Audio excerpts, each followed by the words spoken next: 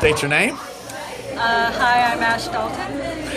And we are here interviewing for NWO.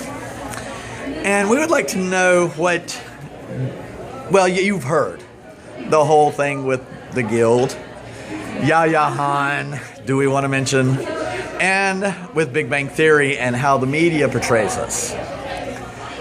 What would be your whole perspective on the way that they look at us? Well, it's kind of like toilet paper, actually. Like, I'm not going to judge you if you buy the really thin toilet paper. That's your business. But I don't want someone telling me I can, like, the specific toilet paper that I can use. So I think that's their business, and they can use their thin toilet paper that's as narrow as their minds, while I have the big comfy toilet paper. That is a sweet picture. That is just epic. Okay, so with that going on, and you've heard the whole sexual abuse things that happen at cons, the parents' arguments about this is just cartoons, this is too childish, this is not for my child, the whole 9 yards like that. What do you say to that parent? Well, honestly, if I were a parent, and my child was like getting into something like that, I would support them, because you never know where that's going to take them. Like, I got into modeling classes. I was supposed to be a model, but I was unhappy with the way it was. So I went the cosplay route and ended up getting into makeup and costumes, and here I am, and I'm happier. And my parents were just like, oh, well, okay, fun. And I think that's how parents should be, whatever makes their kid happy. Okay, when it comes to that type of mentality, when it comes to the normal people saying that we're abnormal, we are a subculture, we are the abnormal group of, say, geekdom.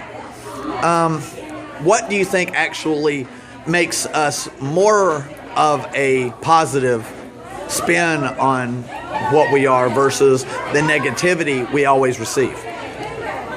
Well, we're all very, very diverse. And I think diversity is a good thing. The world is always changing with their cultures and pop culture. And I guess that some people aren't used to that. And it's just like that with the times. So,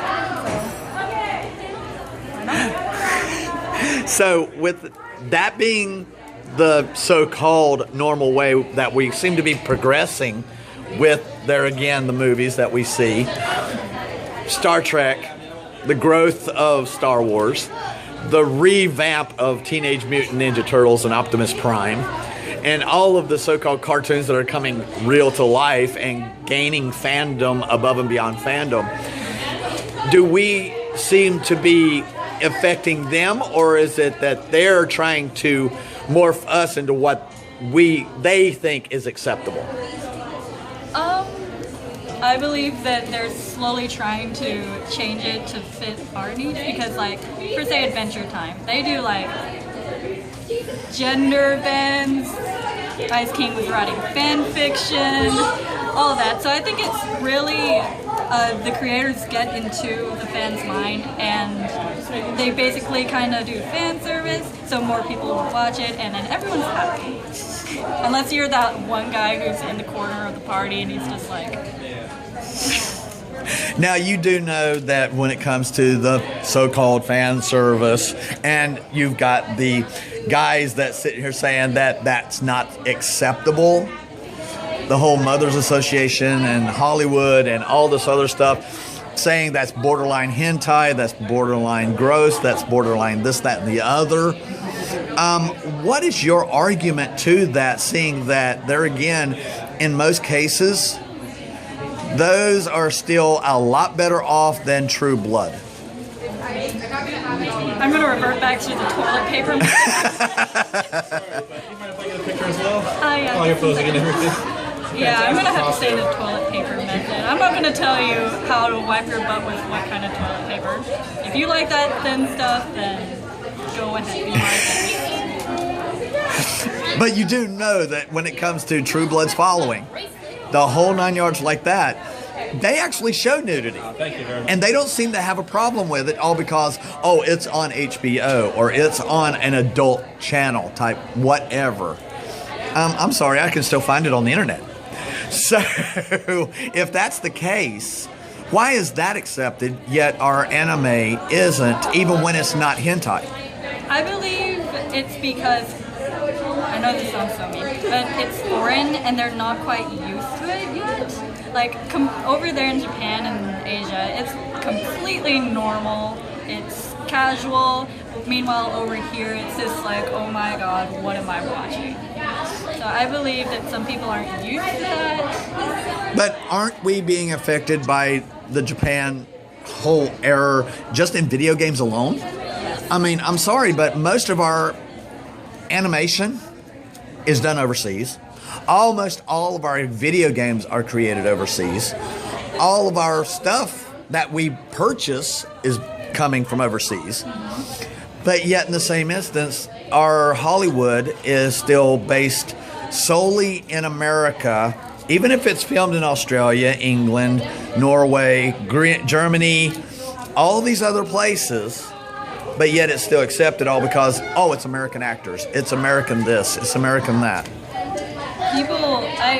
I believe people like America because they have that original Hollywood thing. Like, I mean, they have that one place in India, and Japan has its own fair share of horror movies. I believe it's because it's unique and individual, and it's just like, nobody can really kind of change it, but still you can pull some strings. So it's probably just because, oh, they're American, they're okay. As a personal aspect to this, what do you find is most insultive when people describe what they think anime is? I try my best to keep an open mind, but some people are that guy in the corner of a party, and I'm just like, okay, well, if you want to think that, then... But what's usually the number one thing that's said in that case? It's just straight up porn. Everything is porn. Everything porn is like porn, and it's just like, maybe if you give it a chance. Can you name just one anime that you definitely know is not hentai or perverted or this, that, and the other, but yet in the same instance, you could not show it to a 10-year-old? Definitely Kill la Kill. Like, there's no sex in it or anything, and you don't really see any boobs or whatnot, but they're there. You just kind of cover it up. Now, when it comes to, say, the ones that sit here and say, oh, I've watched it before and I didn't see anything I liked because it was childish or it was cutesy or it was, you know, yeah. I'm just probably going to give them the stank eye.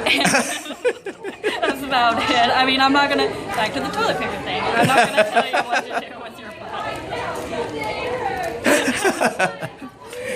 Okay, besides Kill la Kill, can you name one anime that most normal people would be able to relate to just because it actually talks about just normality instead of the whole guy, girl, love, hate, this, that, and the other, big fighting scenes that are cheesy as all get out that last 15 episodes, or something along those lines? So something normal? Something a normal person would like. It hasn't came out in English yet, but it's the daily lives of high school boys. I mean, it's literally the struggle is real anime. Like, all the normal problems that you would have in real life are just in anime form, and you can completely relate to it. Well, I'd like to thank you for your time. Thank you. And introduce yourself one more time for our guests. I'm Ash Dalton. And thank you for your interview. We will see you at the next con.